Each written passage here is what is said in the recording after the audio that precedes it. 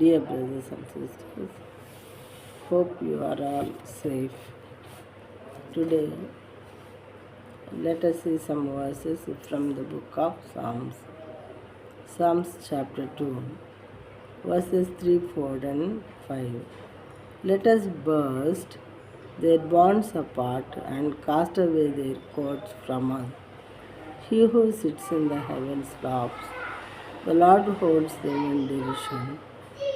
Then he will speak to them in his wrath and terrify them in his fury, saying, భూరాజులు యెహోవాకును ఆయన అభిషిక్తునికి విరోధముగా నిలువబడుచున్నారు. ఏలికలు ఏకీభవించి ఆలోచన చేయుచున్నారు. ఆకాశమందు ఆసీనుడగు వాడు నవ్వుచున్నాడు. ప్రభు వారిని చూచి అపహసించుచున్నాడు. ఆయన ఉగ్రుడై వారితో పలుకును. ప్రచండ కోపము చేత వారిని తల్లడింపచేయును. ఇది తెలుగులోని వాక్యంలో భూరాజులు యెహోవాకును ఆయన అభిషిక్తునికి విరోధముగా నిలువబడుచున్నారు. చాలామంది భూరాజులు ఈ భూమిని పరిపాలిస్తూ ఉన్నటువంటి డిఫరెంట్ కింగ్స్ అండ్ అఫీషియల్స్, మరి రాజులు అధికారులు అయినటువంటి వారు ఏం చేస్తున్నారంటే యెహోవా దేవునికి యెహోవాకును అని చాలా క్లియర్గా ఇచ్చాడనమాట. యెహోవాకును ఆయన అభిషిక్తునికి విరోధముగా నిలువబడుతున్నారు. ఇంకెవరికి వ్యతిరేకంగా నిలబడటం లేదు. ఒక్క యెహోవాకు మాత్రమే వ్యతిరేకముగా నిలబడుతున్నారు, విరోధముగా నిలబడుతున్నారు భూరాజులు, ఇంకా కొంతమంది వారి యొక్క అనుచరులు. మరి వేరే ఏది అనుసరించినా, దేనిని దేవుడిని పిలిచినా ఎవరికి ఏ రకమైనటువంటి అభ్యంతరము లేదు. ఒక్క యెహోవా దేవుని మాత్రమే దేవుడు అని పూజించిన, ప్రార్థించిన ఆయన అభిషిక్తులను మరి వాళ్ళు రకరకాలుగా మాట్లాడేవారుగా, మరి రకరకాలుగా ట్రీట్ చేయవారుగా ఉంటున్నారు. ఎందుకు?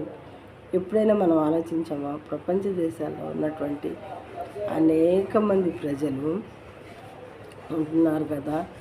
మరి ఇలాంటి ప్రజలు ఎవరికైనా అసలు ఈ ఆలోచన వచ్చిందా? ప్రపంచంలో అనేక మంది అనేక వేల మరి దేవుళ్ళని పెట్టుకొని, దేవతలను పెట్టుకొని, వారికి ఇష్టమైన చెట్టు పుట్టారాయి రప్ప ఇలాంటివి ఎన్నో ఆరాధించుకుంటూ ఉన్నారే.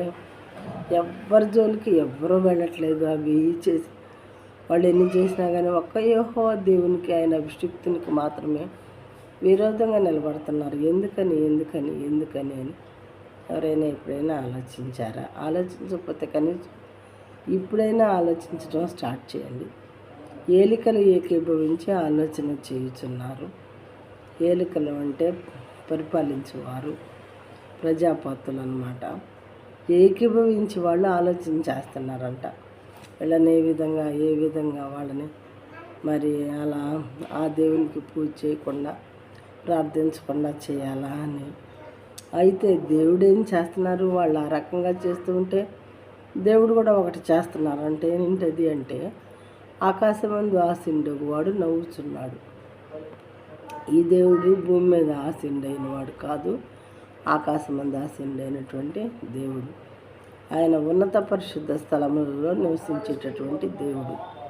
ఉన్నతమైన స్థలములలో, పరిశుద్ధమైన స్థలములలో మాత్రమే సంచరించేవాడు.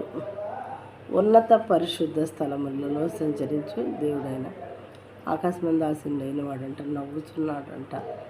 వీళ్ళ ఆలోచన చూసి దేవుడు నవ్వుతున్నాడు. ప్రభు వారిని చూసి అపహసించుచున్నాడు. ఉగ్రుడై వారితో పలుకును. ప్రచండ కోపం చేత వారిని తల్లడింప చేయను. ఒక సమయం వస్తుంది, ఆ సమయంలో ఇవన్నీ దేవుడు చేయవారుగా ఉంటారు. కాబట్టి దీని గురించి ప్రతి మనిషి ఆలోచించి what is good, what is bad అనే విషయాలు తెలుసుకోవలసిందిగా దేవుని బట్టి మనం చేయుచున్నాము.